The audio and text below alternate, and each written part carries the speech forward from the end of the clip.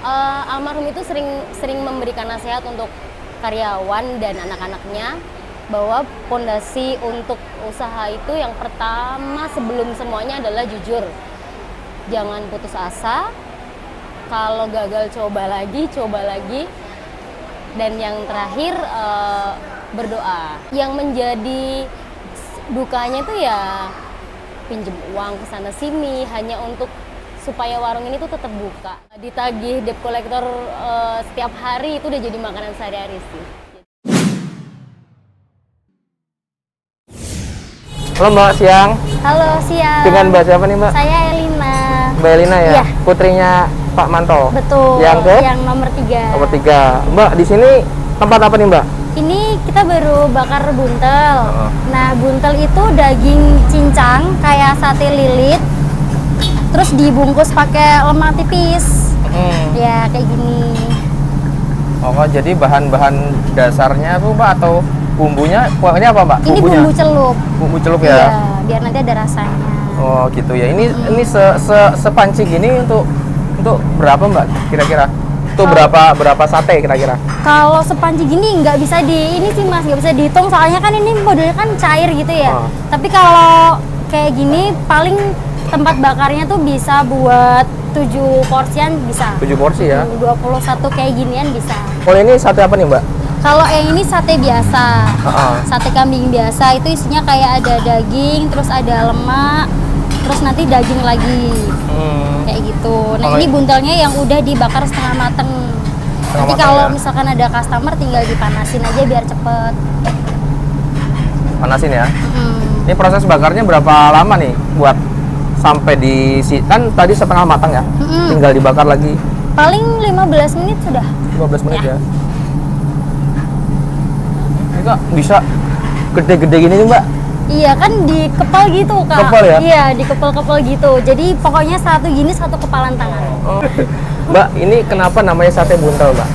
Karena dibuntel pakai lemak. Oh. Iya. Nah kan modelnya kan daging cincang, terus diginiin, dikepal-kepal gitu, habis itu dibuntel pakai lemak.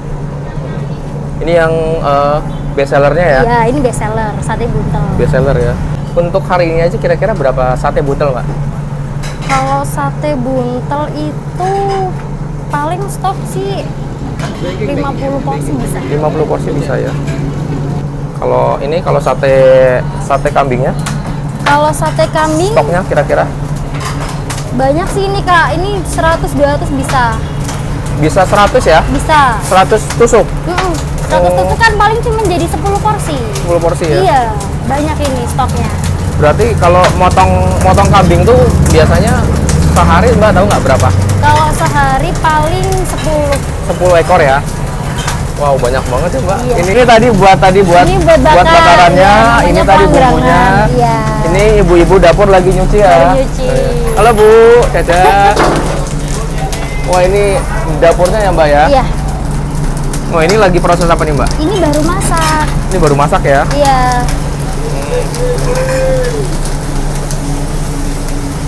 Nah, ini baru masak tengkleng rica, Kak. Tengkleng ini rica? Best seller, ya. Yang khasnya di sate Pak Manto ini ya? Betul, ini sama tengkleng sate rica. buntel. Nah, ini kita mau proses apa nih Mbak Elin? Ini masak tengkleng rica. Tengkleng rica ya? Iya. Wah, ini yang best seller nih guys. Ini. Nah, ini ada bawang, ada bawang merah, bawang putih. Bawang merah, bawang putih. Dulu. Digongso Ya, ini. terus dimasukin tulangnya, dikasih kuah. Wah, kuahnya dari apa Mbak? Ini kuahnya dari bahan banyak kayak ada serai, terus ada kunir, ada macam-macam sih ini Kak. Pokoknya rempah-rempah. Rempah-rempah ya? Rempah-rempah. Terus dia dikasih kecap. Nah, kalau ini buat satu porsi nih Mbak Elin? Iya, betul. Oh. Ini tulang yang tadi yang mau dimasak tengkleng rica sudah di packing sudah satu di packing, porsi. Betul. satu porsi. Kalau yang ini tongseng sudah di packing juga satu porsi. Isinya ada macam-macam Kak, ada daging, ada ati, ada lemak gitu. Jadi kalau mau yang order boleh sesuai request. Daging aja boleh, jeroan boleh. Boleh ya. Ini minuman minyak. fit. Oh, minyak. Ini minyak. Bukan ini ya, bukan minuman Ini ya. minyak. Minyak ya. Iya. Oh, ini ada kol, ada tomat ya.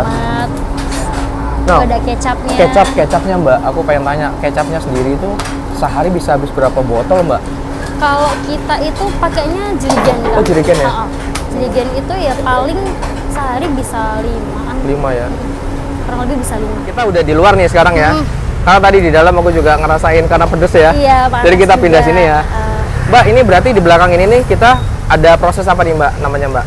Ini masak sih Mas. Masak ya? Ini chefnya lagi pada masak tongseng, masak tengkleng rica kayak gitu. Iya, Terus yang di belakang sana itu baru nyajiin buat sate.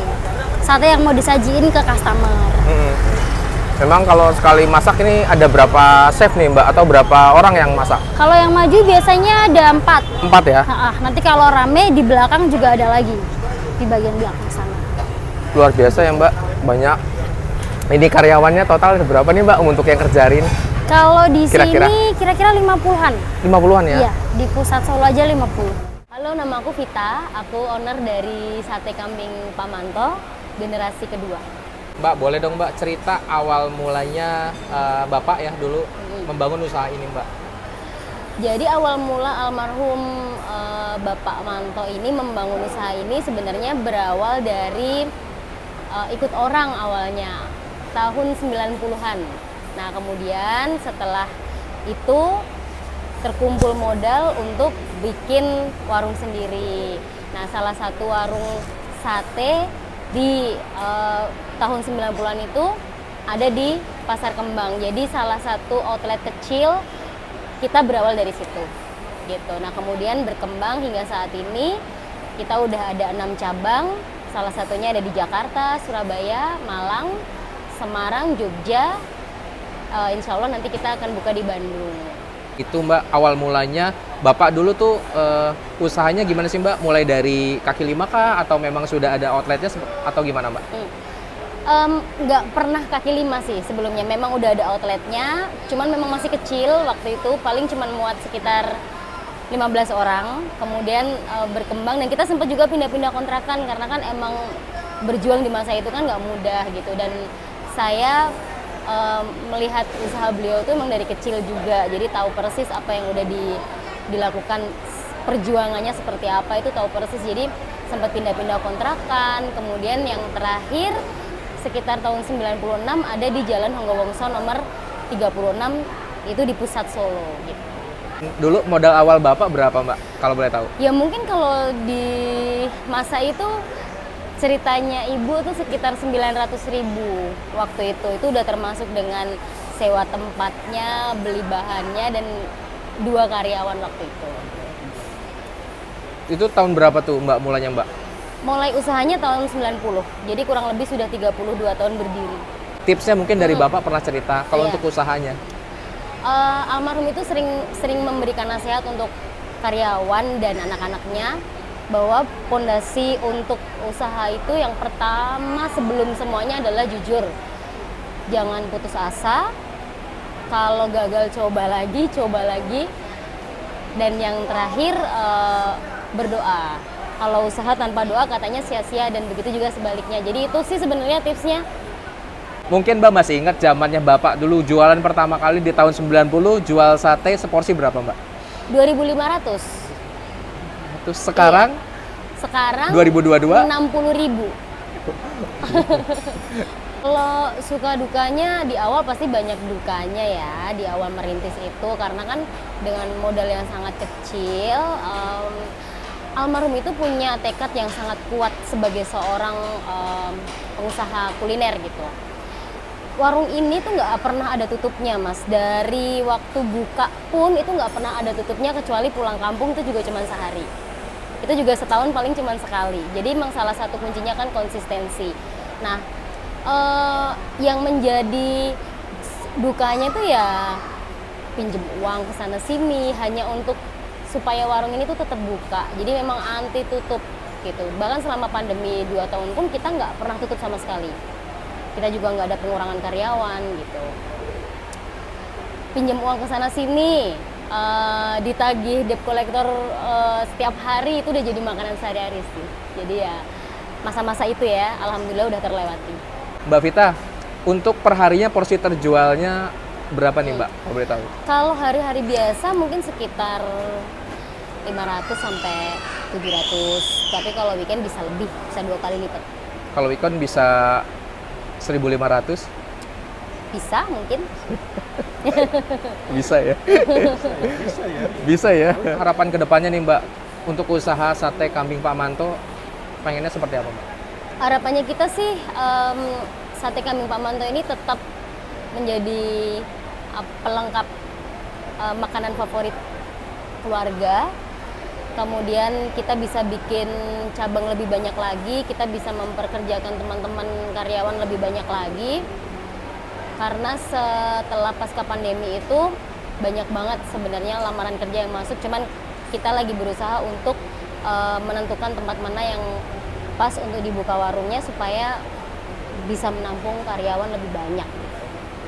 Terakhir ya Mbak, dulu waktu masa proses-proses ya Mbak usaha, ada nggak sih Mbak kayak orang-orang yang kayak nyinyir gitu sama Bapak, terus kayak ada yang iri nggak sih Mbak sama usahanya Bapak nih? Kalau iri sih mungkin ada ya, mungkin adalah persaingan kan ketat sekali, apalagi kota Solo itu kan pusatnya kambing ya, pusatnya masakan kambing, pastilah ada seperti itu. Apalagi saat-saat ini nih pas lagi rame-ramenya, lebih persaingan lebih kelihatan gitu. Cuman kalau kita sih bersaing sehat aja, jadi kita selalu fokus untuk menyediakan masakan yang berkualitas, jadi pelanggan balik lagi. Untuk resepnya nih, Bapak dulu belajar dari mana nih Mbak sampai 13 rempah tadi ya? Itu Bapak memang ide Bapak sendiri untuk rempahnya itu atau untuk bumbunya dari mana Mbak? Berawal dari ikut orang itu jualan sate juga. Nah cuman kan waktu itu Bapak dipercaya untuk mengelola warungnya seperti itu. Nah kemudian karena ada satu dua hal sehingga nggak bisa terus ada di tempat itu, kemudian beliau buka warung sendiri, tapi tentunya dengan penyesuaian lagi gitu, ditambah ini ditambah itu karena kurang tepat. Nah akhirnya jadilah satu bumbu yang sampai sekarang kita pakai. Untuk teman-teman yang ada di luar kota yang mungkin lagi main ke Solo, boleh mampir ke warung sate kambing Pak Manto yang ada di Jalan Hangga nomor 36. Tempatnya luas, kalian bisa ajak keluarga dan teman-teman untuk makan bareng di sini. Warung sate kambing Pak Manto itu buka dari jam 7:30 sampai jam 8 malam. Kalau yang di luar kota, yang tadi di kota-kota besar di Indonesia itu buka dari jam 9 sampai jam 9 malam. Kita buka setiap hari, nggak ada tutup.